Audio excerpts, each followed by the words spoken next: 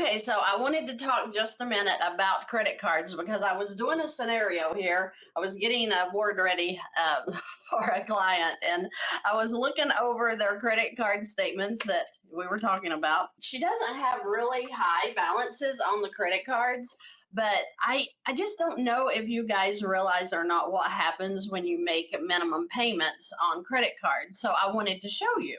So today, this is show and tell. So I'm looking at this small one. So this is Capital One. You all probably have seen this bill before.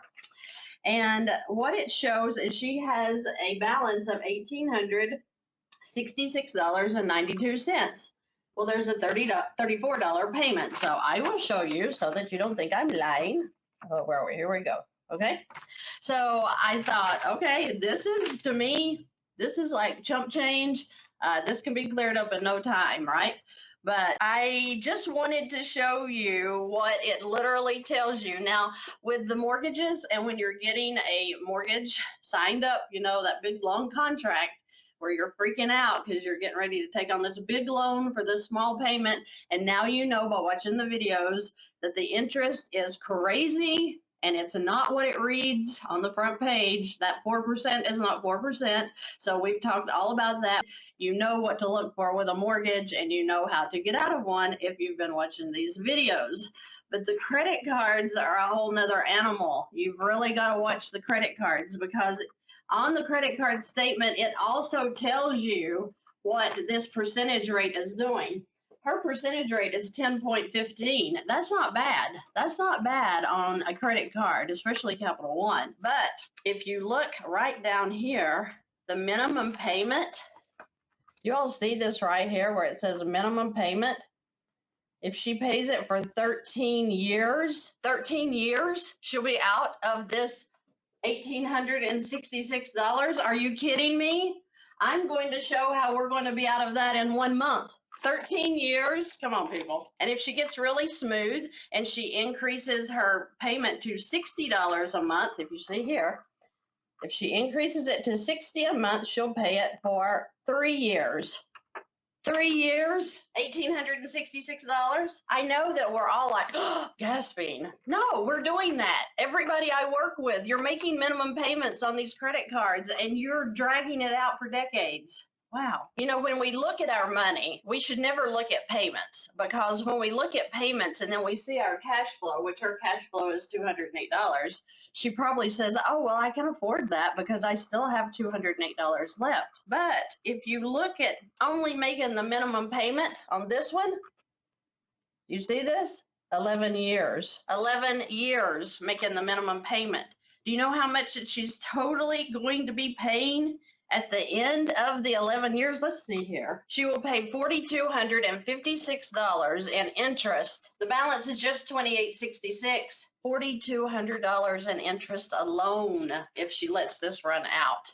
But the problem is this isn't, I mean, she's going to charge more. She's going to charge more. So this is going to last longer, right? If she uses Velocity correctly, she's not going to pay all these years. She's not going to pay months on this. So I've just started this. Like this was going to be a board. I'm working it down, but I had to show you what people are doing out there, and you may be doing it because I did it, making the minimum monthly payments.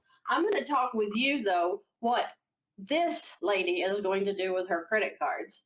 She has a HELOC already, and she's just making minimum payments on it as well. I don't even know if I know how to figure how with a minimum payment what this is going to end up costing her over the long run. I don't know that. But I do know that she has every tool she needs to get out of debt, and pretty quickly. So if she starts with the $62,580 balance here on the HELOC that she's already making $483 on, and she puts her income in, now we talk about this every video, income in, it doesn't matter if it's daily, weekly, bi-weekly, monthly, it doesn't matter as long as she's throwing it in, because it has a $75,000 limit. She's not to the limit. But if she puts her income in, what's that going to do? It's going to satisfy this payment. So this payment would go away. It's satisfied. It's cash flow now. So it's going to go in, bring the balance down to $57,330 approximately throughout the month. Then we took her current expenses and subtracted out what the monthly payment was. Now her new expenses are $4,559, which I added here. She will have to pay her expenses throughout the month, and that means these other credit cards, her house payment, her food, her gas, subscriptions, everything that she pays in a month will come out of this line of credit. Then we had to have the interest added back in, and I did an average daily balance like the banks will, and got about $463 for the interest, bringing her back up to $62,352. Well, what happens right here? Well, we could easily pay off Capital One and Lowe's. We could pay off this too, but we don't want to take her all the way up to her limit. So what I'm thinking we're going to do is we'll put in $1,000 into the city just to be beating that down a little bit. So when the 1,000 goes into city, it's also going to make this 476 cash flow. But, you know, she could go ahead and make that payment. She doesn't need to not make it. I mean, she's already making it, right? So if she put in an extra 1,000, that's just going to bring this balance down to cut this interest charge down just a little bit. So if she goes ahead and adds in the 1866 that she owes on Capital One, and let's just pay that off. And then she adds in the 2866 for Lowe's. Let's see what the balance is going to be. So she'd be at $68,084.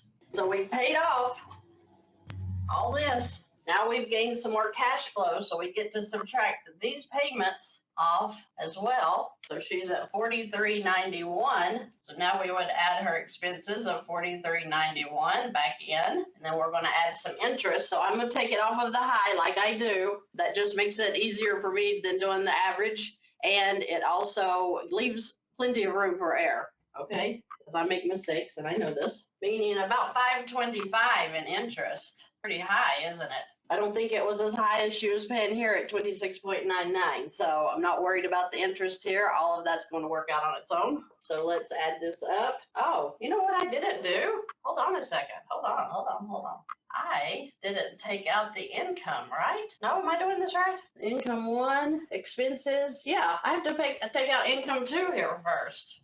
I was getting ahead of myself.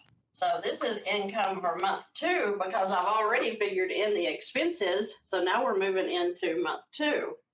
That's going to look better. 62,834. Okay, now we're going to add in the expenses, 43.91. Then we're going to add in the interest, 525. Now let's see where we're at.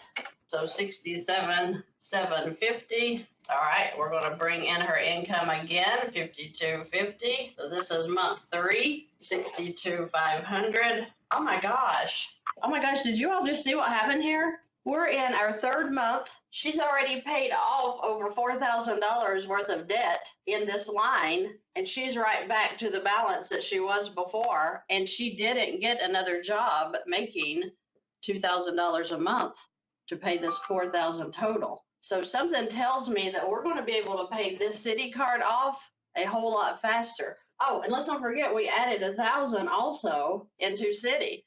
So it's where you're putting your money. What tools at the bank are you using, and are they serving you? Are you thinking about making monthly payments, or are you thinking about paying off debt? You guys have a great rest of your day, and I will see you in the next video.